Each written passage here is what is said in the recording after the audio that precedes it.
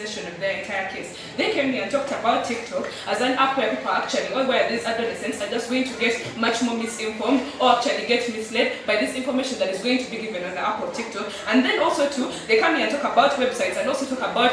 the people providing unprofessional content such as Nicki Minaj. And then so there's going to be undermining of culture or whatever they come and talked about in that particular case. Now, Pana will show you that in our side of the world, what we're talking about, what this resolution is talking about is digital sexual health literacy, which simply means if they come and tell us that TikTok is where people are going to get this misinformation, we believe that TikTok is not an app where people are going to actually get this information, because it is not an app that provides the digital health, sexual health literacy. And then they come in here and talk about Nicki Minaj, but we see that Nicki Minaj is not someone who actually influences digital sexual health literacy. Because what we want to advocate for in this particular debate is that we're trying to look at these websites, such as the World Health Organization. These are the organizations and these are the platforms that actually provide this digital sexual health literacy, other than not what they talk about the TikTok or Nicki Minaj, would actually be very irrelevant in this particular debate. Now, dear panel, we come to you and we show you that in our side of the house, we're actually going to have much more youth empowerment, because we think that if these youth actually have this digital sexual health literacy,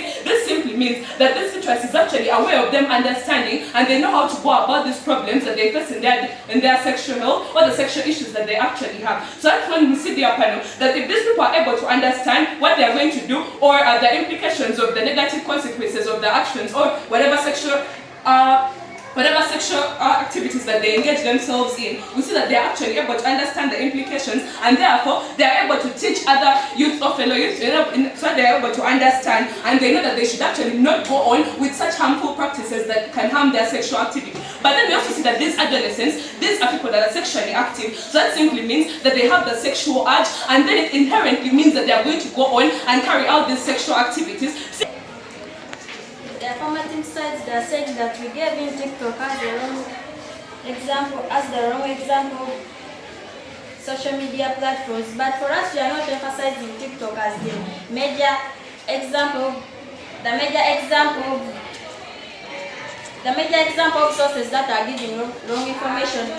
One that we are emphasizing is that teaching these people is better than them getting this information from the social medias. And even recently, TikTok has just given us false information about the president of our nation. Not just saying that is risking the nation. TikTok gives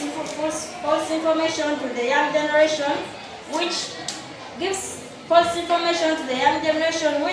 leads in misinformation, and our youth might follow and Now, panel, we understand Team Negative's fear is that they have a lot of hatred or bias against TikTok and these social media platforms. And this is what we exactly tell in our very first speech, that due to lack of literacy, we see that young people, in a bid to acquire information, they go ahead to go and be misled by things like TikTok, just like they said. That is what we come and tell you in the first place. That because young people fear to approach our elders and all that, they go ahead to actually get misinformed from things like TikTok, just like they said. And that is why we're actually trying to advocate things like for digital sexual health resources, just like credible sources. For example, digital resources from things like the World Health Organization at the end of the day. So because at that point, we think that the fears that misinformation that is going to spread fast will be overcome at the end of the day. Because if the World Health Organization, that is the organization that is responsible for the health of the entire population of the world, is spreading information, we don't really think that is misinformation at the end of the day. We think that at that point, Team Opposition loses majorly on misinformation, because we show you in our house that the literacy we are trying to achieve is literacy from